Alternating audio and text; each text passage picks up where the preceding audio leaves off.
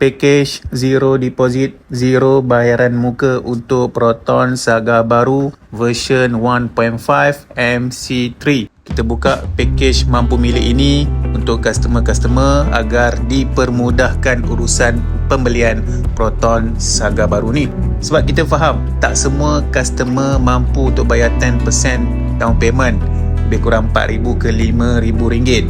Jadi kita pemudahkan urusan package kosong deposit, kosong bayaran muka, customer tak perlu bayar apa-apa down payment pun, loan approve, sign, ambil kereta. Itu untung dia untuk package mampu milik Proton Saga MC3 ni. Untuk apply, anda wajib mempunyai dokumen yang lengkap. First, IC. Yang kedua, lesen memandu, lesen kereta. Lesen motor tak boleh. Yang ketiga, slip gaji. Dan yang keempat, bank statement. Gaji cash tak boleh. Gaji mesti masuk bank. InsyaAllah boleh. Proton Saga MC3 version terkini ni mempunyai 3 pilihan spek. Bermula dengan Proton Saga Standard 1.5 Auto. Yang kedua, Proton Saga Executive 1.5 Auto.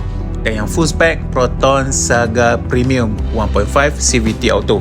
Ketiga-tiga spek ni kita buka package mampu milik ni. Zero deposit, zero bayaran muka.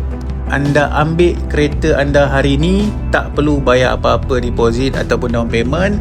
Bayaran bulanan, bulan-bulan berikutnya baru start bayar. Itu bestnya untuk package kereta Proton Saga MC3 mampu milik ni. Untuk anda yang berminat, boleh terus hubungi saya. Si attach ini business card saya, boleh screenshot, boleh terus PM saya ataupun WhatsApp saya ataupun boleh call. Terus bertindak pantas, Proton Saga MC3 bakal menjadi milik anda. Assalamualaikum. Executive mode, tenang tapi solid. Saga MC3 di jalan, semua mata audit.